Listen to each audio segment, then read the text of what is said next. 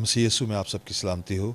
میں آپ کا خادم عاشر کیسر ایک بار پھر آپ کی خدمت میں حاضر ہوں، اور میں خاص طور پر شکر گزار ہوں سلیم جان صاحب کا، ان کے چینل کا، ٹرو ٹاک ٹی وی کا، جنہوں نے دوبارہ یہ موقع بخشا کہ خدا کا کلام آپ تک پہنچ سکے، اور کلام کی وہ باتیں جو ہم اکثر سنتے ہیں اور دیکھتے ہیں، لیکن شاید کہیں نہ کہیں سمجھنے میں یا کسی چیز سے تھوڑا سا کچھ ایسا رہ جاتا ہے کہ ہم اس کو نبھا نہیں پاتے۔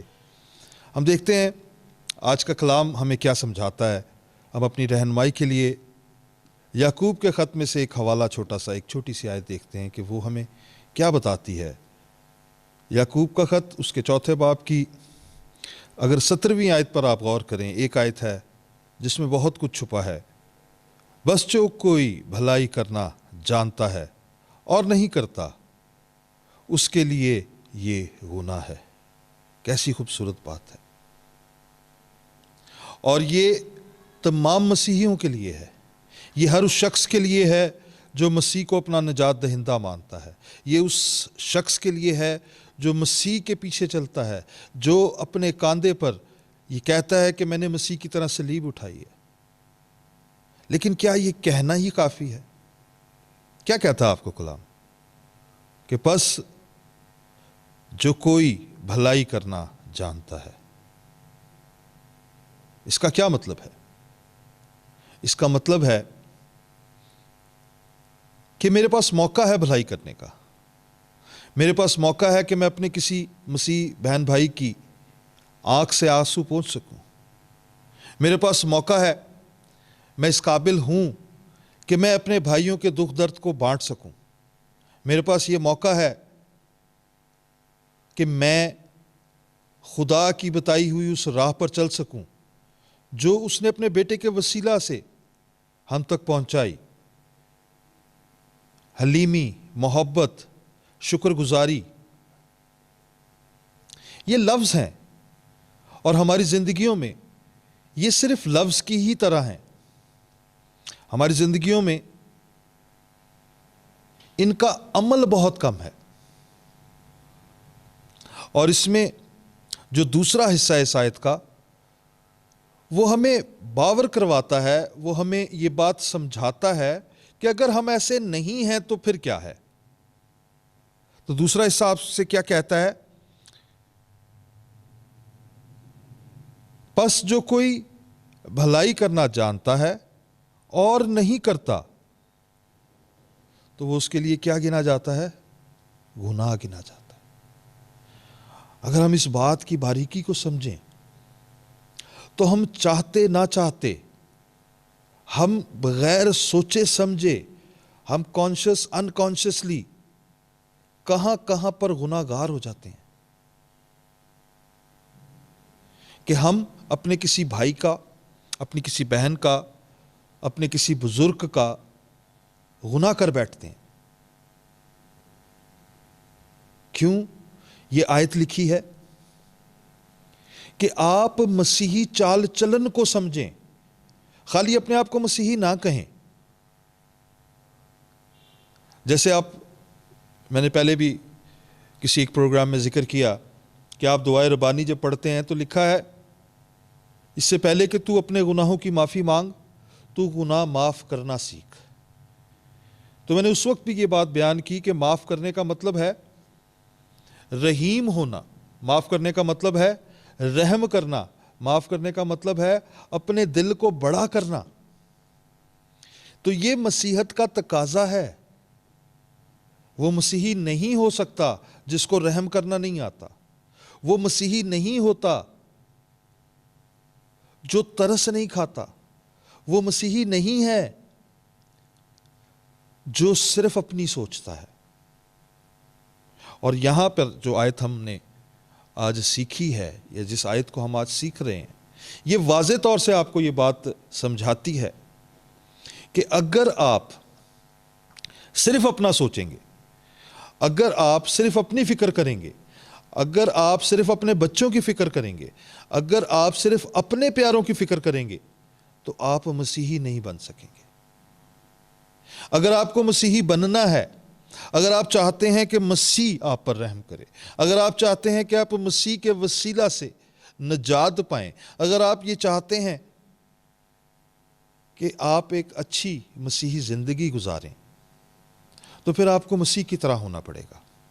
اور اگر آپ کو مسیح کی طرح ہونا ہے تو پھر اس آیت کو آپ کو اپنے سامنے رکھنا ہے، اس آیت کو آپ کو اپنی زندگی میں لینا ہے کہ پس جو کوئی بھلائی کرنا جانتا ہے، یعنی کہ تجھے پتا ہے کہ تو یہ بھلائی کر سکتا ہے، تجھے پتا ہے کہ تو اس کام کو کر سکتا ہے، تجھے پتا ہے کہ تو اپنے کسی بہن بھائی کے، جو مسیحی بہن بھائی ہے، آپ کے ماں باپ سے پیدا ہوا بہن بھائی نہیں، جو مسیحی بہن بھائی ہے، اگر آپ اس کی کوئی مدد کر سکتے ہیں، اگر آپ اس کے کسی کام آ سکتے ہیں، اگر آپ کسی ایک بچے کو پڑھا سکتے ہیں، اگر آپ کسی ایک بچے کو ہنرمند کر سکتے ہیں، اس کی زندگی میں ایک اچھا چینج لا سکتے ہیں اور نہیں کرتے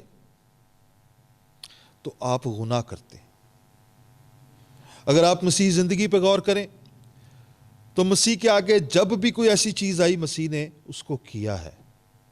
یہاں تک کہ ایک واقعہ اگر آپ لوگوں نے بائبل میں دیکھا ہے کہ ایک عورت نے اپنی بیٹی کے لیے درخواست کی اور وقتی طور پر مسیح نے اس کو منع کیا، لیکن پھر بھی مسیح نے اس نیکی کو کیا کیونکہ وہ مسیح ہے۔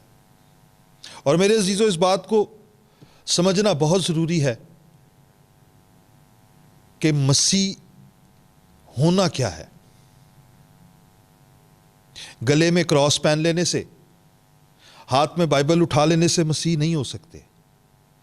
جب تک مسیحی چال چلن کو نہیں سمجھیں گے، جب تک ہماری زندگیوں میں مسیحی چال چلن نہیں ہوگا، جب تک ہم اپنے بہن بھائیوں کے لیے، جب تک ہم، کلام میں بڑے واضح لکھا ہوا ہے،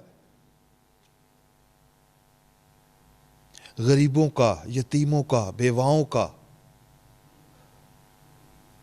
جب تک ہماری آنکھوں میں ترس نہیں ہوگا، جب تک ہمارے دل میں نرمی نہیں ہوگی، جب تک ہم اپنے بہن بھائیوں کی، اپنے مسیحی لوگوں کی فکر میں نہیں جائیں گے، تب تک ہم مسیحی نہیں ہو سکتے۔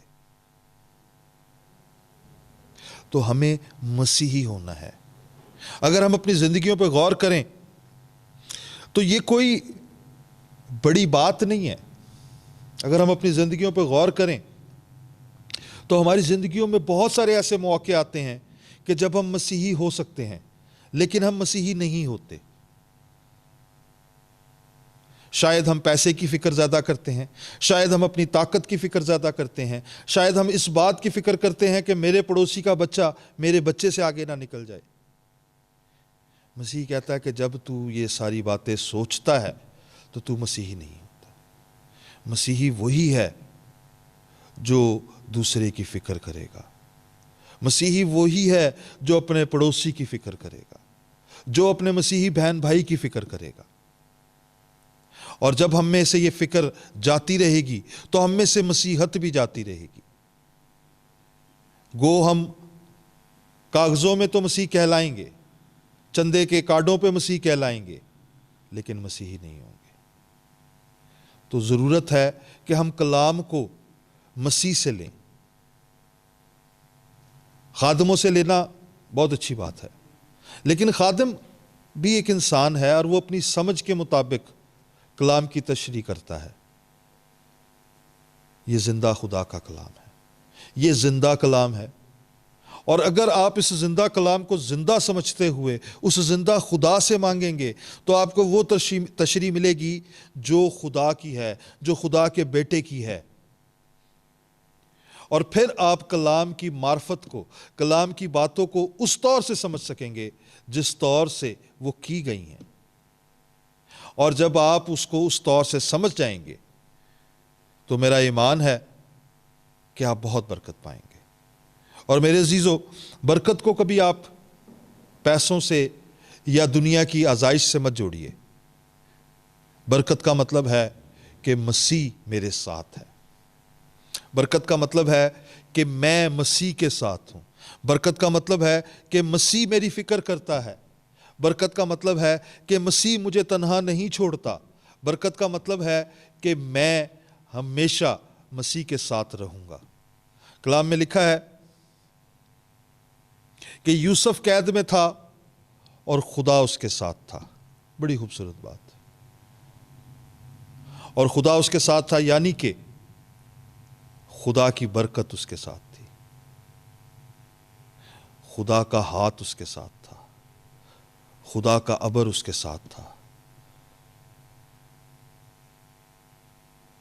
تو میرے عزیزو, تھوڑا سا ہم اپنی زندگیوں کو مسیح کی طرف لائیں, تھوڑا سا ہم اپنی زندگیوں کو سیریس لیں, کلام کو سیریس لیں, کلام کو ایک وقتی چیز نہ سمجھیں.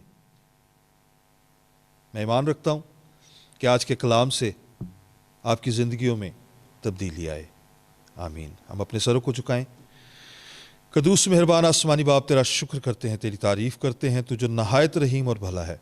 بے شک یہ تیرا کلام تو جسے بخشتا ہے یہ اسی کے لیے ہے. خداوند جتنے لوگوں نے تیرے کلام کو سنا, آج خداوند یہ کلام ان کی زندگیوں میں, ان کے گھروں میں, ان کے دلوں میں جڑ پکڑے اور وہ مسیحی زندگی کو سمجھتے ہوئے اپنے آپ کو مسیحی بنائیں.